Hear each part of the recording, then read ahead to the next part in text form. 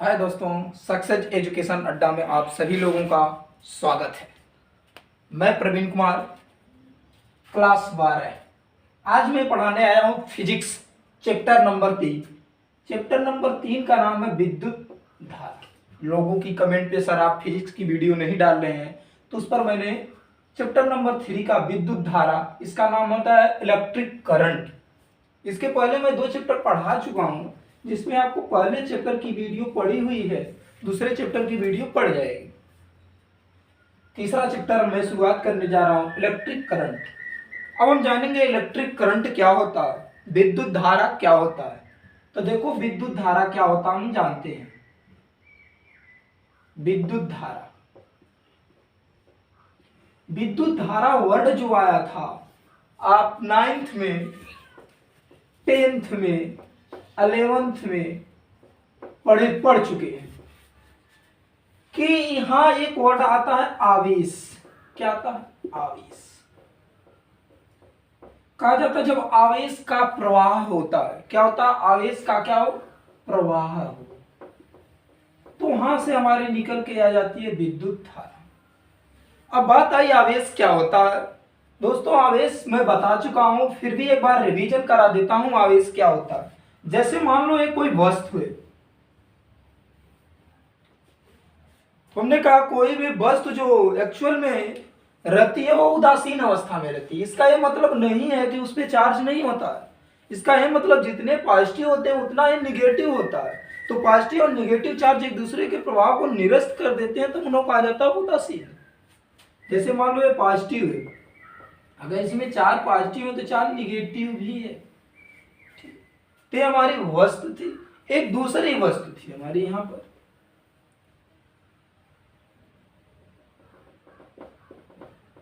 हमने कहा 2 हमारी वस्तुएं थी। हम आवेश को बताना चाहते हैं कि आवेश होता क्या है, चार्ज क्या होता है। तो हमने कहा किसी भी वस्तु में इलेक्ट्रॉन की कमी हो जाए, क्या हो जाए? कमी हो जाए, या इलेक्ट्रॉन की वृद्धि हो जाए। 2 वर्ड है, इलेक्ट्रॉन की कमी हो जाए या इलेक्ट्रॉन की वृद्धि हो जाए। तो किसी भी वस्तु में इलेक्ट्रॉन की कमी या वृद्धि को ही विद्युत आवेश कहते हैं। किसी भी वस्तु में इलेक्ट्रॉन की कमी या वृद्धि को ही विद्युत आवेश कहते हैं। अब इलेक्ट्रॉन की कमी होने पर आवेश कैसे आ जाता है मैं दिखाता हूं।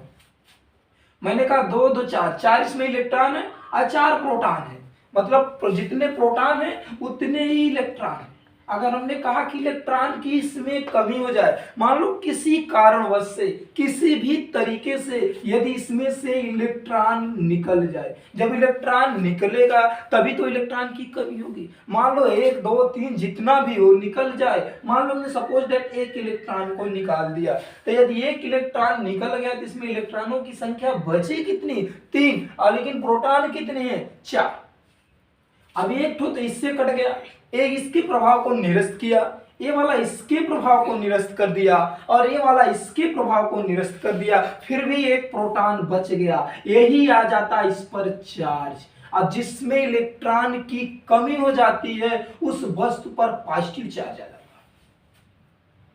तो इलेक्ट्रॉन की कमी से एक चार्ज आया, यही हमारा आवेश कहलाता। अब इसमें इलेक्ट्रॉन की वृद्धि हो जाए, किसी कारणवश से इसमें इलेक्ट्रॉन आ जाए, मान लो जैसे 3 थे, एक आ गए, 4 हो गया, किसी भी कारणवश से इसमें इलेक्ट्रॉन आ गए, तो 3 के तो प्रभाव को ये निरस्त कर दिए, लेकिन एक बच गया। ये जो एक बचा, तो इसके कारण से ये आया, इलेक्ट्रॉन आया है, तो आपने कर्जा लिया तो इस पे ऋण चार्ज आ गया।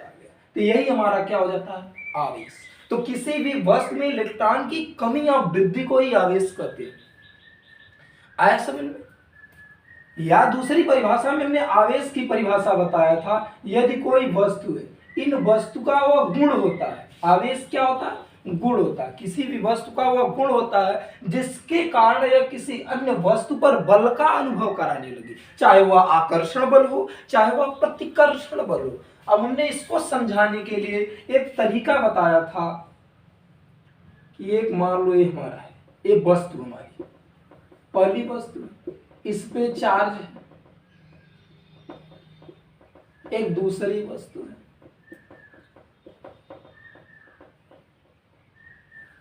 इन वस्तुओं को आपस में मैंने रगड़ना शुरू किया तो किसी कारणवश से चाहे तो इसमें से इलेक्ट्रॉन इसमें आ जाएगा या इसमें से इलेक्ट्रॉन इसमें आ जाएगा। तब इसमें अगर मान लो इसमें से इलेक्ट्रॉन इसमें आते हैं, पॉजिटिव हो जाएगा या निगेटिव। तो हमने कहा पॉजिटिव और निगेटिव ये क्या हो गए, एक दूसरे को आकर्षित करेंगे तो क्या हो जाएगा, गुण भैया तो आ गया, इन दोनों में गुण आया तो गुण के कारण आकर्षण बल लगा तो बल का अनुभव किया। तो बस एक किसके कारण अनुभव कर किया, जब इस पे चार्ज आया तो वस्तु के इसी गुण को ही आवेश कहते हैं। तो सीधे लिख सकते हैं किसी वस्तु का वह गुण जिसके कारण से वह किसी अन्य वस्तु पर बल का अनुभव कराए उसे हम आवेश कहते हैं। अब हमने पहले और दूसरे चैप्टर में आवेश को स्थिर अवस्था में पढ़ा, आवेश को स्थिर करके पढ़ा, हम इसी को कहते हैं स्थिर वैद्युत की, स्थिर वैद्युत की। अब तीसरे चैप्टर में हम पढ़ेंगे आवेश के गति, एक गतिमान अवस्था में होगा कि आवेश गति जब करेगा प्रवाह होगा तब हमारा क्या बहेगा, विद्युत धारा। क्या बहेगी, विद्युत धारा। जब आवेश का प्रवाह होगा तो विद्युत धारा है।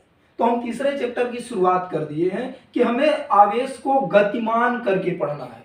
स्थिर अवस्था में मैंने पढ़ दिया, मान लो ये इलेक्ट्रॉन को रख दिया और इसके प्रॉपर्टी को नोट कर लिया कि इसका वैद्युत क्षेत्र कहाँ होगा, इस पे बल कितना लग रहा, लेकिन वो मूव नहीं कर रहा है, गति नहीं कर रहा है, तब स्थिर अवस्था में। अब इलेक्ट्रॉन मान लो पहले कुछ टाइम यहाँ पर है, दूसरे टाइम पर यहाँ इलेक्ट्रॉन आ गया, तब इसकी स्थिति और इसके हर चीज के बारे में हम अध्ययन करेंगे, तब वही हो जाएगा आवेशों का गतिमान।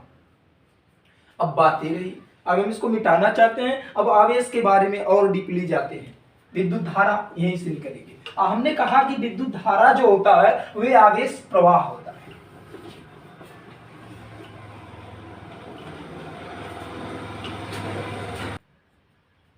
अभी हमारा होता है विद्युत धारा। ठीक, हम आवेश को समझ लिए। हमने आवेश का एक फार्मूला बताया था कि Q बराबर हमारा सूत्र होता है I। जहां Q हमारा था आवेश, इसको हम वैद्युत आवेश भी कहते हैं। हमारा I जो था यही हमारी विद्युत धारा थी। क्या थी, यही हमारी विद्युत धारा थी। ये हमारी क्या हो गई, विद्युत धारा। T हमारा क्या था, समय। T हमारा क्या हो गया, समय। अब यहां से हम अगर आवेश, जैसे आवेश बराबर दे दिया है Q बराबर IT, यहां से हम I बराबर निकाले तो I बराबर Q अपान T। T इधर गुणा कर रहा था, इधर क्या करेगा, भाग करेगा। तो हम इसी को कह देते हैं।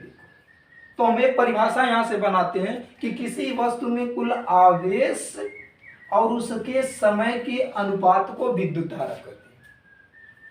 क्या कहते हैं, किसी वस्तु का कुल आवेश और उसके समय के अनुपात को विद्युत धारा कहते हैं। अब अगर समय बटे में आ गया, इसी को हम बोल देते हैं दर।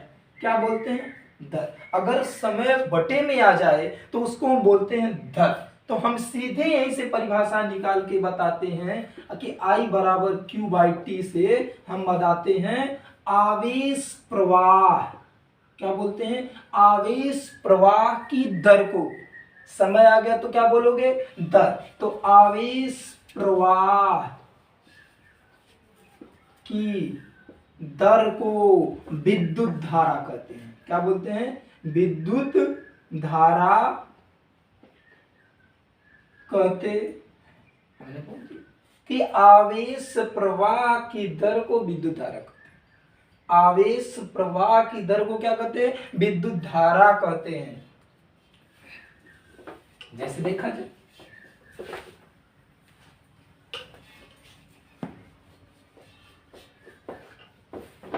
तो हम जान गए कि विद्युत धारा क्या होती है। आवेश प्रवाह की दर को विद्युत धारा कहते हैं। अब आवेश के बारे में कुछ और चीज जानना चाहते हैं कि ये क्या होता है, विद्युत धारा।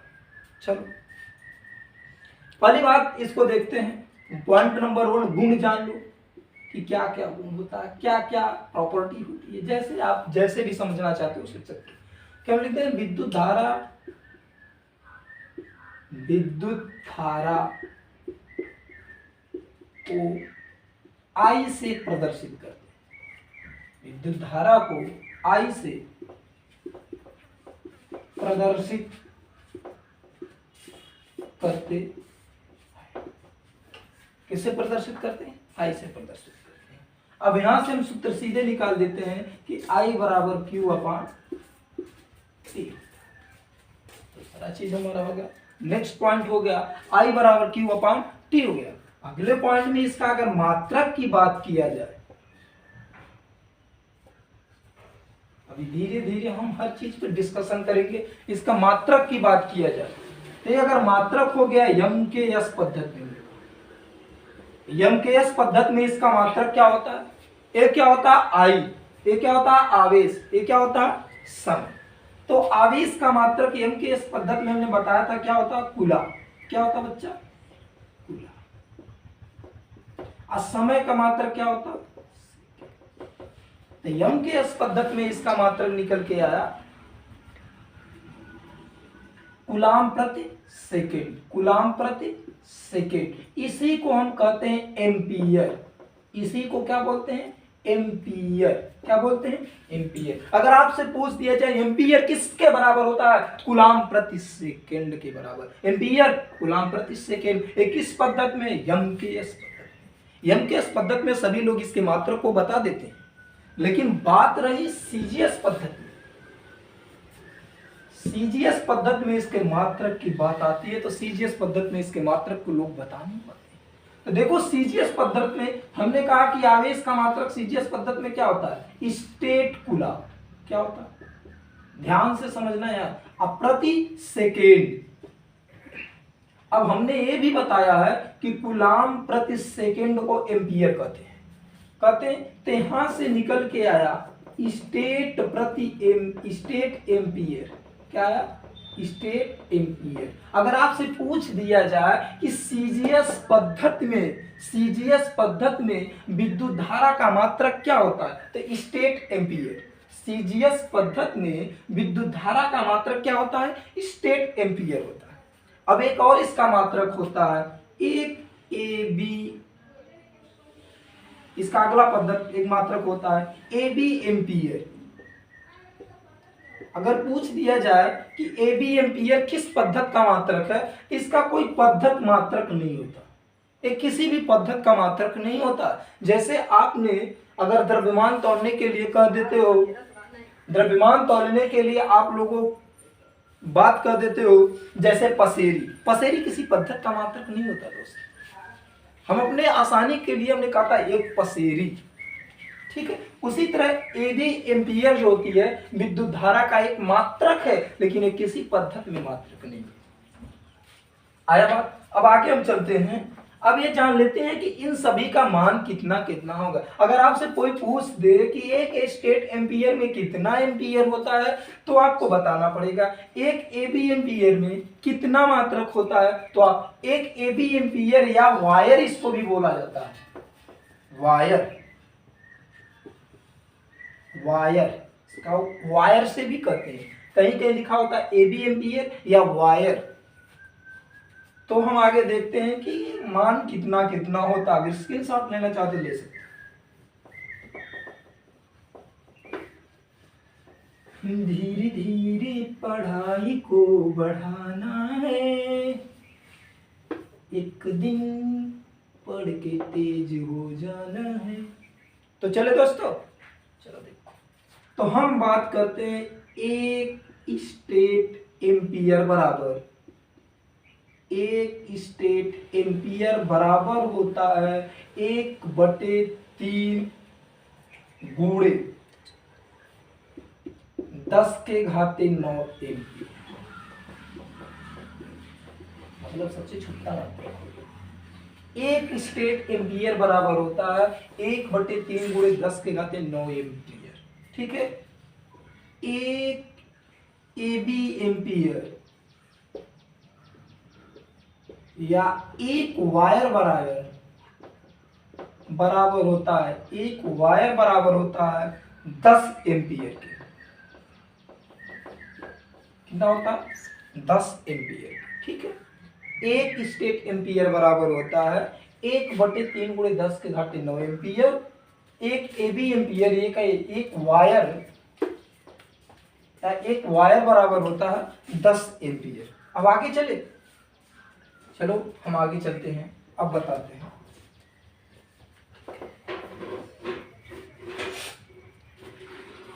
अब विद्युत धारा का प्रतीक, अगला पॉइंट है विद्युत धारा का प्रतीक। मान लो प्रतीक कैसे दिखाते हो, मैं ऐसे करके दिखा देता हूं कि इसमें धारा प्रवाहित होती है। अब इसको हम समझेंगे बहुत डीपली, अब कैसे होता है। विद्युत धारा का प्रतीक मैंने ऐसे दिखा दिया, इसको समझाने के लिए मैं आपको बताता हूं। जैसे मान लो कि एक बैटरी है हमारी, एक मान लो ये चालक तार है, ये भी एक चालक तार है, इसमें बैटरी ऐसे जोड़ दी, मैंने बैटरी जोड़ दिया, बैटरी ने बैटरा मान लिया, जोड़ दिया मैंने। ये बैटरी का प्लस चार्ज हो गया, ये बैटरी का माइनस चार्ज हो गया। इतना समझ में आया। अब हम मानते हैं कि प्लस सिरे से ऋण सिरे की ओर धारा प्रवाहित होती है। अब देखो एक नया चीज मैं उत्पन्न करने जा रहा हूं जो सबसे ज्यादा क्वेश्चन आता है। देखो अब ये पॉजिटिव है, अब हमने कहा इस चालक तार है जो, तो इसमें भाई कौन सा आवेश है पता नहीं है। अब इसमें जितने पॉजिटिव उतने निगेटिव हैं, मैंने माना ये पॉजिटिव हो गया, ये निगेटिव चार्ज हो गया।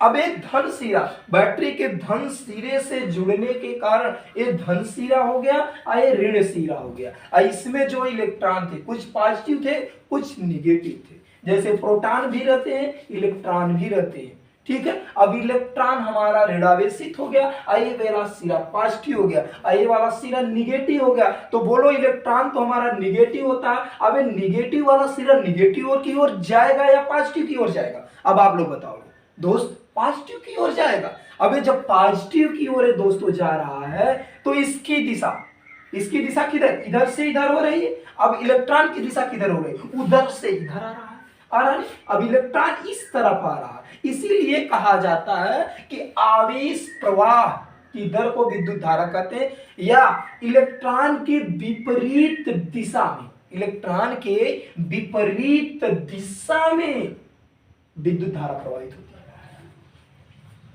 विद्युत धारा की दिशा किधर है, इधर से इधर, क्योंकि ये पॉजिटिव है निगेटिव है। अब ये इलेक्ट्रॉन निगेटिव होने के कारण किधर की ओर आकर्षित होंगे, पॉजिटिव की ओर। अब इसकी दिशा किधर से किधर होने लगी, इधर से इधर होने लगी, इधर से इधर होने लगी। तो विद्युत धारा किधर से किधर, इधर प्रवाहित हो रही, इधर से इधर। अब क्वेश्चन आता है कि इलेक्ट्रॉन विद्युत धारा की दिशा प्रवाहित होती है, अब आ जाएगा प्रोटॉन के विपरीत दिशा में, आएगा इलेक्ट्रॉन के विपरीत दिशा में, या आएगा मुक्त इलेक्ट्रॉन के विपरीत दिशा में। तो आप ट्रिक क्या मारोगे मैं बताता हूं दोस्त। इलेक्ट्रॉन के विपरीत दिशा में नहीं, इलेक्ट्रॉन मुक्त अवस्था में होना चाहिए। किस अवस्था में होना चाहिए, मुक्त। अगर इलेक्ट्रॉन मुक्त अवस्था में नहीं है तो धारा प्रवाहित नहीं होगी।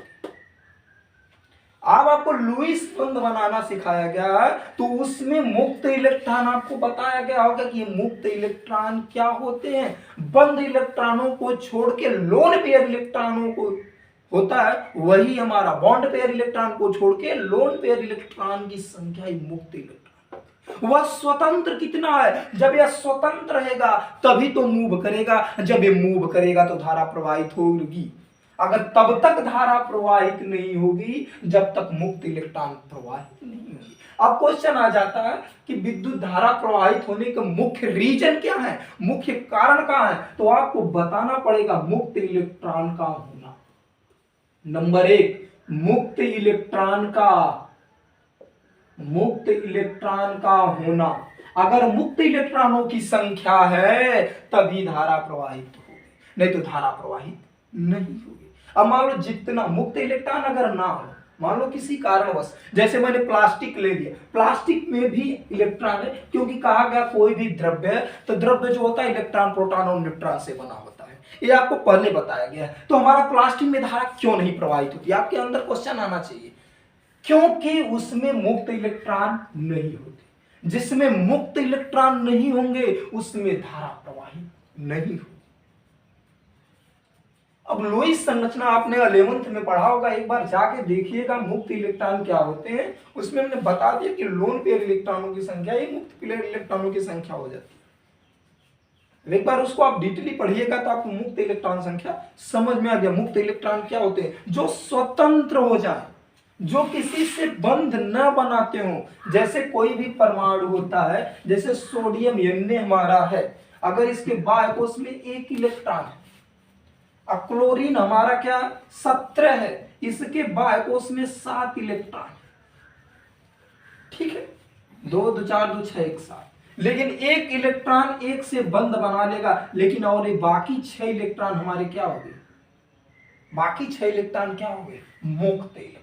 वो स्वतंत्र है, वो किसी से बंध नहीं बना रहे। अभी बंध बना दिया इससे तो ये तो जा नहीं पाएगा, बाकी ये स्वतंत्र अवस्था में मूव करेंगे, और जब ये मूव करेंगे तभी इसमें धारा प्रवाहित होगी। अभी मैं आगे चलाता हूं। जैसे नमक होता है, नमक NaCl होता है, अगर नमक में विद्युत धारा प्रवाहित की जाती है, जब वो ठोस अवस्था में रहता है तो उसमें धारा प्रवाहित नहीं होती, क्योंकि इसमें मुक्त इलेक्ट्रॉन नहीं है। मुक्त इलेक्ट्रॉन नहीं है तो इसमें धारा, जैसे इसमें पानी पड़ जाता है, थोड़ा सा इसमें पानी पड़ा, किसी भी कंडीशन वश कारणवश से इसमें पानी पड़ गया, अब पानी पड़ते ही ये देखो Na+ और Cl- में टूट जाते हैं, तुरंत आयन आ जाता है। टूटा, या तो मुक्त इलेक्ट्रॉन हो या दूसरी कंडीशन क्या हो, मुक्त आयन होना चाहिए। क्या होना चाहिए? मुक्त आयन। अगर किसी चीज में विद्युत धारा प्रवाहित हो रही है तो ये 2 ही कंडीशन है, या तो मुक्त इलेक्ट्रॉन होंगे या तो मुक्त आयन होंगे। अगर मुक्त आयन नहीं है तो धारा प्रवाहित नहीं होगी, यदि मुक्त इलेक्ट्रॉन नहीं है तो धारा प्रवाहित नहीं होगी। इन दोनों में से एक का होना जरूरी है, तभी विद्युत धारा प्रवाहित होगी। अब हमसे क्वेश्चन पूछा गया कि सर अगर पानी है, अगर पानी में चीनी डाल देते हैं, चीनी को डालने पर उसमें करंट फ्लो नहीं होता, जबकि पानी में करंट फ्लो होता है। अब हमने कहा जो पानी में जो हमारे मुक्त इलेक्ट्रॉन जो भी थे, वो चीनी के आ जाने के कारण चीनी से बंध बना दी। अब बंध बनाने के कारण इसमें मुक्त इलेक्ट्रॉनों की संख्या रही नहीं गई, मुक्त आयनों की संख्या रह नहीं गई। तो जब मुक्त आयनों की संख्या नहीं है तो विद्युत धारा प्रवाहित नहीं होगी, सिंपल बात है। लेकिन अगर जब हम नमक को पानी में घोलते हैं तो सर उसमें विद्युत धारा प्रवाहित होती है। हमने कहा हाँ दोस्त, जैसे नमक में पानी टूट पड़ेगा तो नमक क्या हो जाएगा? अपने आयनों में टूट जाएगा, और जिसके कारण हमें मुक्त आयन मिल जाएंगे, और जैसे हमें मुक्त आयन मिलेंगे हमें धारा प्रवाहित होने लगेगी। लेकिन जब पानी में चीनी डालेंगे तो उसमें करंट नहीं आएगा। क्यों नहीं आएगा? क्योंकि उसके कारण से आपस में बंध बना लेंगे, और जैसे बंध बना तो मुक्त इलेक्ट्रॉन रह नहीं जाएंगे, और जब मुक्त इलेक्ट्रॉन नहीं रहेंगे तो वह विद्युत धारा प्रवाहित नहीं होगी। तो नंबर 2 हमारी कंडीशन निकल के आएगी, अगर किसी चीज में विद्युत धारा प्रवाहित हो रही है तो उसमें तो या तो मुक्त इलेक्ट्रॉन होंगे या तो उसका मुक्त आयन होगा, उसमें उपस्थित मुक्त आयन होंगे, तभी विद्युत धारा प्रवाहित होगी। तो हमारा विद्युत धारा का प्रतीक हम जो ये दिखाते हैं, इसके लिए समझ में आया कि अगर कहीं भी लिखा रहता है कि मुक्त इलेक्ट्रॉनों के प्रवाह को ही विद्युत धारा कह देते हैं, ये भी आता है। क्योंकि और अगली कंडीशन में कहता है कि मुक्त इलेक्ट्रॉन के प्रवाह की विपरीत दिशा में विद्युत धारा की प्रवाह की दिशा होती है, या तो दे देगा मुक्त इलेक्ट्रॉनों के आयनों के प्रवाह के विपरीत दिशा में विद्युत धारा प्रवाहित होती है। अब क्वेश्चन ऐसे उठा के दे देता है कि मुक्त इलेक्ट्रॉन विद्युत धारा प्रवाह होती है, इसका मुख्य रीजन क्या है? तो आपको बताना पड़ेगा मुक्त इलेक्ट्रॉनों के प्रवाह का होना या मुक्त आयनों के प्रवाह का होना। अगर ये दोनों चीज हो रहे हैं तो विद्युत धारा प्रवाहित होगी, अन्यथा विद्युत धारा प्रवाहित नहीं होगी। तो हम जान गए विद्युत धारा क्या होती है, विद्युत धारा कैसे प्रवाहित होती है, एक पॉजिटिव से निगेटिव और कैसे चलती है, कैसे इसमें इलेक्ट्रॉन मूव करते हैं। अब अगर आ जाए कोई क्वेश्चन कि इलेक्ट्रॉन के प्रवाह की विपरीत दिशा में विद्युत धारा प्रवाहित होती है, तो कभी मत कहना नहीं, मुक्त इलेक्ट्रॉनों के प्रवाह के विपरीत दिशा में विद्युत धारा प्रवाहित होती है। यही मुख्य रीजन होता है विद्युत धारा के प्रवाह का। अब आगे हम अगला पॉइंट इसमें देखते हैं। आ जाता जैसे मान लो ये चालक है, ध्यान से समझना, सबसे इंपॉर्टेंट चीज है। जैसे मान लो ये चालक है तो चालक का एक सिरा ये होगा और ये सिरा भी होगा। अब मान लीजिए इसका विभवांतर भी है और इसका भी विभवांतर भी है। अगर दोनों सिरों का विभव समान है तो विद्युत धारा प्रवाहित नहीं होगी। पूछो क्यों? पूछो क्यों? मैं बताता हूं।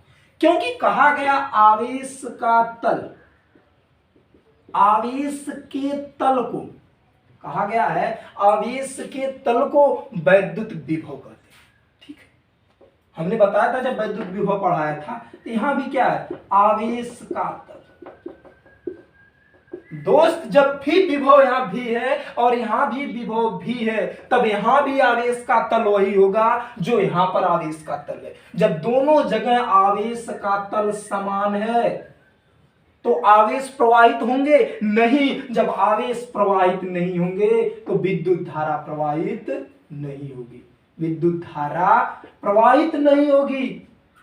ध्यान से समझना, हमने कहा कि अगर एक चालक तार है, अगर उन चालक तार के दोनों सिरों का विभव समान है, अगर विभव समान है तो उसका क्या हो जाएगा, आवेश का तल भी समान हो जाएगा। और जब दोनों आवेश का तल समान है तो आवेश प्रवाहित नहीं होंगे, और जब आवेश प्रवाहित नहीं होंगे तो हमारी विद्युत धारा ही नहीं प्रवाहित होगी वाला कंडीशन। तो होगा क्या, हमें कहा जाए है कि विद्युत धारा का प्रवाह होने के लिए कोई भी चालक में विभवांतर होना जरूरी है। अब विभव होना जरूरी नहीं है, विभवांतर होना जरूरी है। देखो, विभवांतर मतलब दो विभव का अंतर। हमने जब पढ़ाया था दूसरा चैप्टर तो उसमें बताया था आपको कि विभव और विभवांतर क्या होता है। ठीक है, तो विभवांतर होना जरूरी होता है, ना कि विभव होना जरूरी होता है। तो हम इसको लिख देते हैं। तो किसी चालक तार में आवेश प्रवाह मतलब विद्युत धारा प्रवाहित होने के लिए विभवांतर का होना जरूरी है।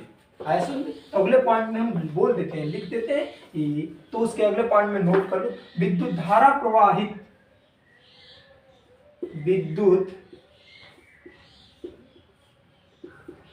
धारा प्रवाह के लिए, विद्युत धारा प्रवाह के लिए, ठीक है, विद्युत धारा प्रवाह के लिए विभवांतर का होना, विभवांतर का होना जरूरी, क्योंकि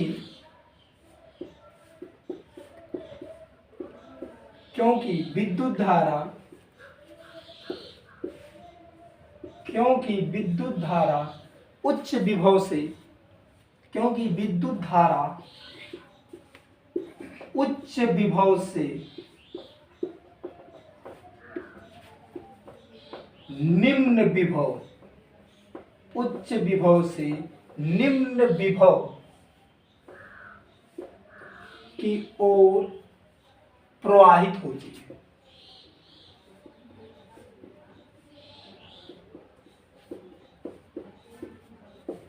आया समझ में? विद्युत धारा प्रवाह के लिए विभवांतर का होना जरूरी है, क्योंकि विद्युत धारा उच्च विभव से निम्न विभव की ओर प्रवाहित होती है। ऐसा में, क्योंकि उच्च विभव जहां विभव का तल ज्यादा, निम्न विभव जहां विभव का तल कम, आवेश का तल जहां कम वहां निम्न, आवेश का तल ज्यादा। तो आवेश का प्रवाहित कहां होगा, जहां पर आवेश का तल ज्यादा होगा, ज्यादा आवेश के तल से कम आवेश के तल की ओर प्रवाहित होगा। जैसे प्रवाहित होगा विद्युत धारा अपने आप प्रवाहित होने लगेगी। तो हमारा हो गया। अब एक चीज जानते हैं कि विद्युत धारा कौन सी राशि है। विद्युत धारा, बात क्या है, जब विद्युत धारा दोस्तों एक अदिश राशि है। अब आपको बताया हो गया आगे कि सर अदिश और सदिश, सर सदिश में आज तक आपने लोगों ने पढ़ा होगा कि सर सदिश में तो सिर्फ दिशा होनी चाहिए। अगर दिशा है और परिमाण है तो सर वो सदिश राशि। हमने कहा नहीं, इनमें विद्युत धारा में दिशा भी है कि पॉजिटिव से नेगेटिव की ओर बह रही है, इसकी दिशा फिक्स है, इसका मान भी है कि 5 एम्पीयर की धारा प्रवाहित हो रही है। ये दोनों चीज है, फिर भी ये अदिश राशि है, क्योंकि ये तीसरे नियम का पालन नहीं करती। तीसरा कहता है कि सदिश के योगफल का नियम होना चाहिए, सदिश के योगफल के नियम का पालन करना चाहिए। सदिश के योगफल के नियम का पालन करना चाहिए। ठीक है, सदिश के योगफल के नियम का पालन करना चाहिए। अब ये समझ में आए? तो ए वाला नियम ए फॉलो नहीं करता, इसीलिए विद्युत धारा एक अदिश राशि है। अब सदिश के योगफल के नियम क्या होते हैं मैं थोड़ा सा बताता हूं आपको। कि मान लो एक कोई चालक है, मान लो इस पे मैंने इधर से 4 न्यूटन का बल लगा दिया। कितने न्यूटन का बल लगाया? 4 न्यूटन का। और इस 4 न्यूटन के परपेंडिकुलर लंबवत मैंने 3 न्यूटन का बल लगा दिया। अगर अब आपसे पूछा दिया जाए कि इस पिंड पर, इस चालक पर कुल बल कितना लग रहा है, तो कुछ लोग कहेंगे नहीं सर 3 इधर लग रहा है 4 इधर लग रहा है, तो 7 हो गए। नहीं दोस्तों, 7 नहीं होगा। इस सदिश के योगफल का नियम कहता अगर ये 3 है ये 4 है तो ये क्या होगा? 5। तो इस पर जो परिणामी बल लगेगा वो 5 न्यूटन का लगेगा। ठीक है, तो ये सदिश का नियम होता है। इसी तरह विद्युत धारा कहते हैं कि अगर मान लो ये चालक तार है, इस चालक तार में इधर से 4 एम्पीयर की धारा प्रवाहित किया जाए और इस 4 एम्पीयर से लंबवत होते हुए इसमें 3 एम्पीयर की एक और धारा प्रवाहित किया जाए और इन दोनों से मिलने पर एक चालक तार जोड़ दिया जाए, तो क्या उस चालक तार में 5 एम्पीयर की धारा प्रवाहित होगी? अगर 5 एम्पीयर की धारा प्रवाहित होती है तो सदिश के योगफल के नियम का पालन करेगा, तब विद्युत धारा सदिश राशि हो जाएगी। लेकिन दोस्तों जब इसको जोड़ोगे तो ये टोटल होकर 7 हो जाएगी, 7 एम्पीयर की धारा हो जाएगी। अब 7 एम्पीयर की धारा हो जाने के कारण इस सदिश के योगफल के नियम का पालन नहीं किया, इसीलिए विद्युत धारा एक अदिश राशि। नोट पॉइंट में लिख देना, विद्युत धारा एक क्या है? अदिश राशि है। तो हम विद्युत धारा अदिश राशि है, सदिश राशि है, इसके मात्रक को जान लिए, ये कैसे कैसे इसके कुछ फैक्ट भी जान लिए। अब हम जानते हैं विद्युत धारा जो होती है, धारा के प्रकार, विद्युत धारा के प्रकार।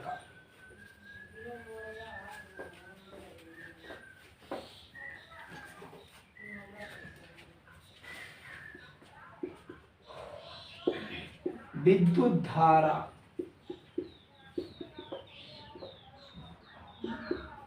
के प्रकार। अब विद्युत धारा के प्रकार की बात किया जाए तो विद्युत धारा 2 प्रकार की होती है। आपने एक बैटरी वाला देखा होगा, आपके घरों में खंभे से जो तार जाता है उससे। तो एक होती है डीसी धारा, डायरेक्ट करंट, एक होता है एसी, अल्टरनेटिव करंट। इसको कहते हैं दृष्टि धारा, इसको कहते हैं प्रत्यावर्ती धारा। अब इसमें बात किया जाए, इसमें समय के अनुसार इसके मान में कोई परिवर्तन नहीं होता तो उसे हम डीसी धारा कहते हैं। जिस विद्युत धारा में समय के अनुसार उसके मान में कोई परिवर्तन नहीं होता उसे डीसी धारा कहते हैं। लेकिन अगर जिसमें समय के अनुसार उसमें चेंजिंग होती रहती है, क्या होती रहती है? चेंजिंग, परिवर्तन होता रहता है। मान लो ये मान आई है, इस समय सिचुएशन टी है, इस समय पर धारा ये थी, इस टाइम पे धारा ये है। लेकिन इसका ग्राफ की बात किया जाए तो इसमें अगर ये आई है और ये टी है, टी बढ़ाते जाओ लेकिन आई इतना ही है, फिक्स है। अगर समय के अनुसार उसके मान में कोई परिवर्तन ना हो तो उसे डीसी धारा कहते हैं। एसी धारा क्या होती है? जो समय के अनुसार उसके मान। अब इसमें घातक क्या होता है? ये डीसी पहले किसी से मोहब्बत करता नहीं, किसी से प्यार करता नहीं, लेकिन जब कर लेता तो छोड़ता नहीं। कहता मैं किसी से अगर प्यार करूंगा तो छोड़ूंगा नहीं, जिंदगी भर साथ निभाऊंगा, मरने के बाद छोड़ूंगा मैं तेरा साथ। तो वही ना, 7 जन्म नहीं छोड़ता बच्चे, सोच लो। ये कहता है कि मैं प्यार करता भी हूं, छोड़ भी देता हूं। आए समझ? क्योंकि ये 1 सेकेंड में, यह 1 सेकेंड में 100 बार इसका मान चेंज होता रहता है। मैक्सिमम 100 बार, मैक्सिमम 100 बार, मिनिमम होता रहता है 1 सेकेंड। अब बात आ जाती है कि आपसे क्वेश्चन पूछा जाता है क्या सर जो हमारा बल्ब होता है पीला वाला 100 वाट का बल्ब, कोई भी हो कि सर 1 सेकंड में ये बल्ब क्या 100 बार जलते और बुझते हैं? हाँ दोस्तों, 1 सेकंड में ये बल्ब 100 बार जलता है और 100 बार बुझता है, 100 बार जलता है और 100 बार बुझता है, फिर भी सर हमको दिखाई नहीं देता, क्यों? आगे क्वेश्चन, हमें क्यों नहीं दिखाई देता? कि मेरी देखने की जो क्षमता होती है वो 1 सेकंड का 1/16वां भाग होता है। इतने कम समय तक हम किसी वस्तु को देख सकते हैं, उसके बाद हम उसको देख नहीं पाते। और दोस्तों यह 1 सेकंड में 100 बार हो रहा है, मतलब निकाल दो अगर टाइम तो कौन सा छोटा पड़ गया? ये देखो 0.01 0.01 आ गया, मतलब ये और टाइम है, हमें दिख कहाँ रहा है? 1/16, तो 0.0 कर दो, आ गया 16 चौका 64, 16 छक्का 96, 16 छक्का 96, मतलब 0.06 पॉइंट तक हम देख सकते हैं, लेकिन एक्चुअल में है क्या है? 0.01। हमें दिखेगा कहाँ? हम तो 6 रहता है, यहाँ अगर 6 रहता तो हम इसको देख पाते, लेकिन है कहाँ? इसी प्रकार हमें दिखता नहीं। अच्छा सर ये 100 आया कहाँ से? अब ये क्वेश्चन हो, अच्छा सर ये 100 आया कहाँ से? हमने कहा कि जो हमारे भारत में लाइट यूज होती है एसी, उसकी फ्रीक्वेंसी 50 हर्ट्ज होती है। कितनी होती है? 50 हर्ट्ज होती है, मतलब वो 50 हर्ट्ज। जैसे हर्ट्ज क्या होता है? आवृत्ति होती है, वो उसकी आवृत्ति जो होती है 50। अब देखो एक बार मैक्सिमम एक सर्किट पूरा हुआ, तो एक सर्किल में पूरा करने के लिए वह 1 बार मिनिमम, 2 बार मिनिमम और 2 बार मैक्सिमम। अपना एक सर्किल पूरा करने के लिए वह 2 बार मिनिमम और 2 बार मैक्सिमम। इसीलिए कहा जाता है जो इसकी हर्ट्ज, इसकी आवृत्ति होती है, उस शून्य आवृत्ति होती है, इसकी कोई आवृत्ति नहीं होती है, मूव नहीं करता। इसीलिए कहता जब मैं प्यार करूंगा तो छोड़ूंगा नहीं। इसीलिए दोस्तों डीसी धारा एसी से भी खतरनाक है। पहले तो ये किसी को पकड़ती नहीं, अब पकड़ने के बाद छोड़ती नहीं। कब तक नहीं छोड़ेगी? जब तक प्यार मोहब्बत पूरा नहीं कर ले। ऐसा तो ठीक है। अभी हमारा था इस 100 बार मैक्सिमम होती है और 100 बार मिनिमम होती है। अब इस पूरी चीज को हम चैप्टर नंबर 10 में पढ़ेंगे। हम सिर्फ एसी और डीसी धारा को आपने बता दिया, चैप्टर 10 में इसके हर एक पॉइंट को पढ़ेंगे। इसमें कौन कौन से सर्किट यूज किए जाते हैं, इसमें प्रतिरोध भी पढ़ेंगे, प्रेरकत्व भी पढ़ेंगे, धारिता का भी यूज करके पढ़ेंगे। ऐसा में तो हम सिर्फ इस चैप्टर में विद्युत धारा के प्रकार में सिर्फ इतना ही बताने आए कि ये डीसी धारा होती है और ये एसी धारा होती है। 2 प्रकार की होती है। डीसी धारा को डायरेक्ट करंट कहते हैं, एसी धारा को अल्टरनेटिव करंट कहते हैं। दृष्टि धारा होती है, ये प्रत्यावर्ती धारा होती है। अगर प्रत्यावर्ती धारा की फ्रीक्वेंसी पूछ दिया जाए भारत में तो 100 होती है, अब विदेशों में यही 60 होती है। ठीक है। अब क्या होता है? एसी जो होती है एक सेकेंड में 100 बार मैक्सिमम होती है और 100 बार मिनिमम होती है। ऐसा में इतनी फास्ट होती है, हम देख का पाते हैं 1/16वां भाग। इसीलिए बल्ब हमारा 1 सेकेंड में 100 बार जलता है और 100 बार बुझता है। हम किसी वस्तु को 1 सेकेंड का 1/16वां भाग देख सकते हैं, तो उसका 1/16वां भाग निकालने पर 0.06 और इसको निकालने पर 0.01 आया। आया दोस्तों? ये हमें सही लगा? पक्का? चलो तो चलो उनके लिए कुछ लेते चले। तो हमारा एक धारा थी। अब हम आते हैं दोस्तों 1 एम्पीयर की परिभाषा निकालते हैं। आज मैं और भी पढ़ा ध्यान, और इसके बाद थोड़ा सा इसका न्यूमेरिकल बता देंगे कैसे। औसत धारा क्या होती है?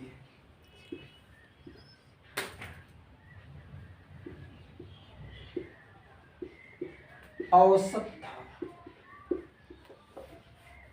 Average current.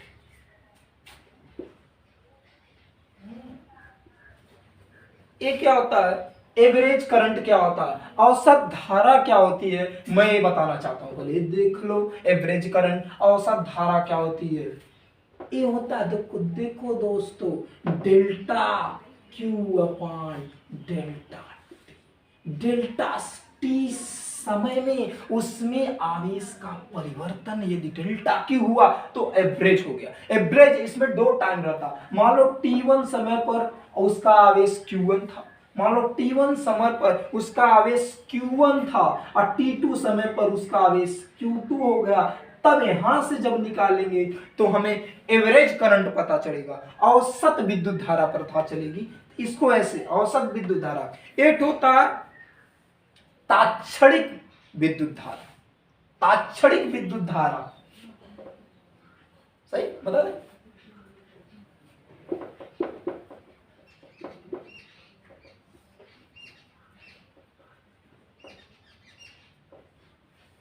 तात्क्षणिक विद्युत धारा,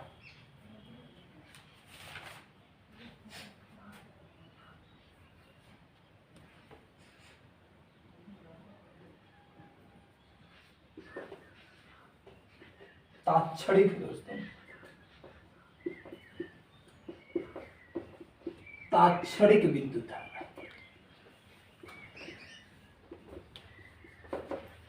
इंस्टेंटेनियस,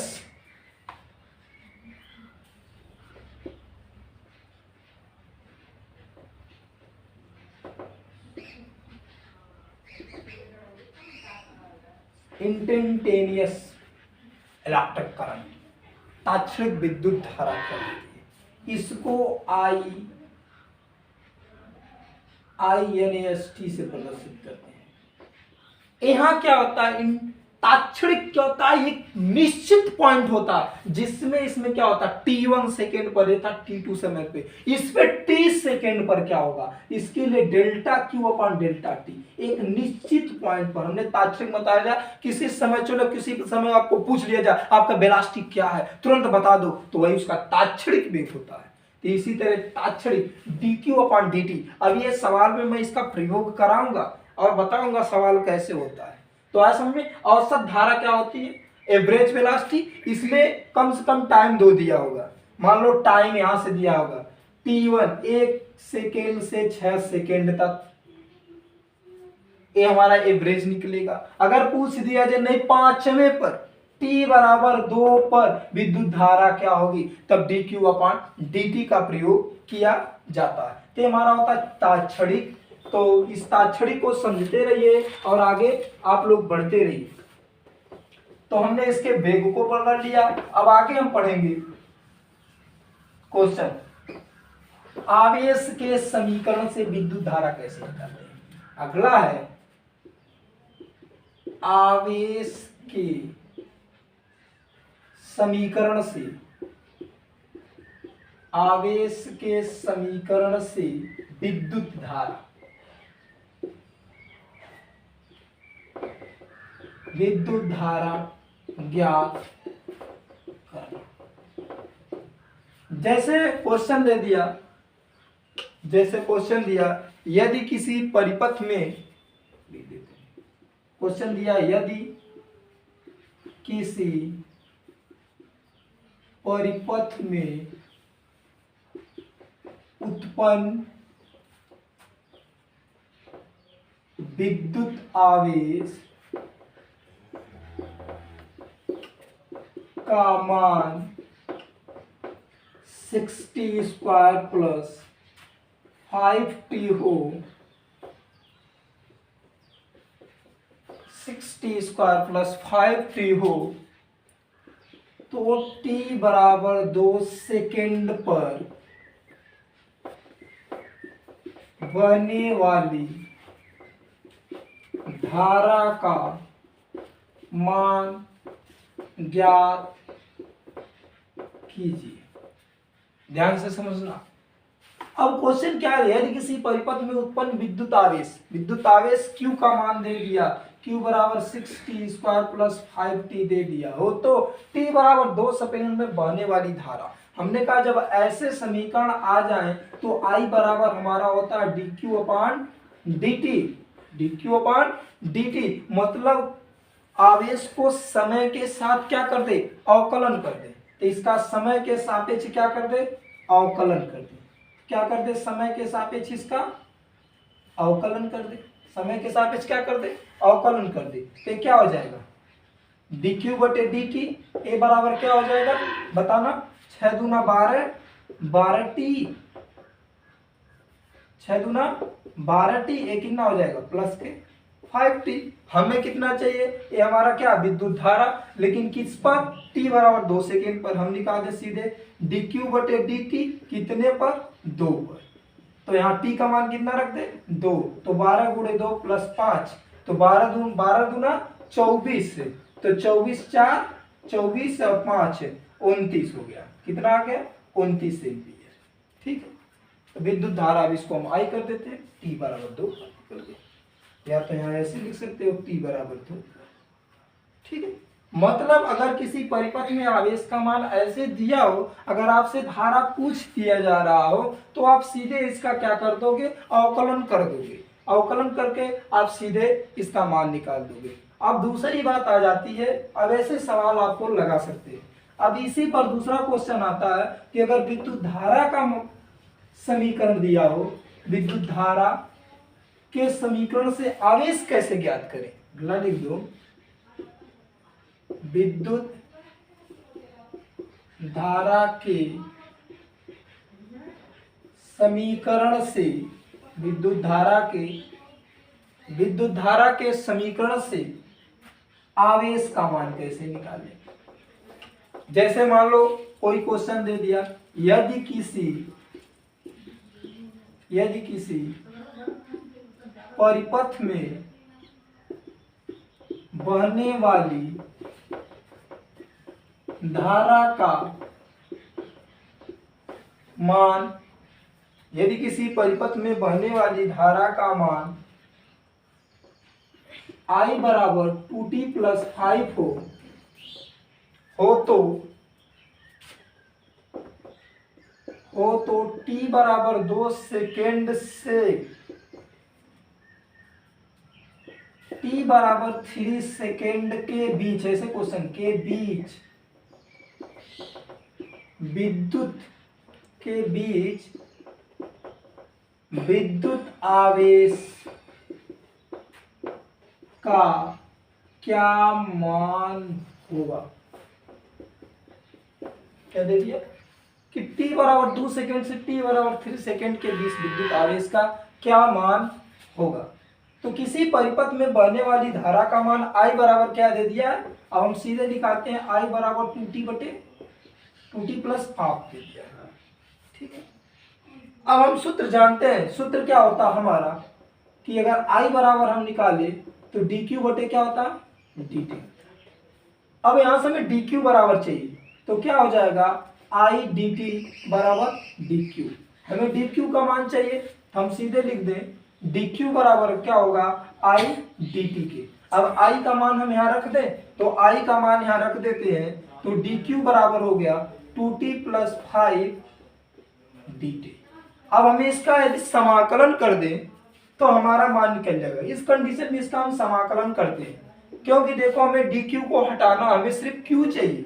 तो इसका समाकलन कर दे, कहां से q शुरुआत हो रहा है, 0 से q तक, 0 से q कर दे और यहाँ कर दे dq, और टाइम कहां से कहां तक लिया है, 2 सेकेंड से 3 सेकेंड तक। ठीक है, तो 2t प्लस 5 और कहां से कहां तक लिया है, 2 से 3 तक। ठीक है, अब dt कर दे। अब इसका हम समाकलन कर देते हैं, तो इसका समाकलन करोगे तो q हो गया, लिमिट लगाओगे 0 और q से, q हो गया। अब यहां हम बताते हैं, फिर देखना यहां से, यहां पर क्या होता है समाकलन, इसका क्या होता है, देखो ध्यान से,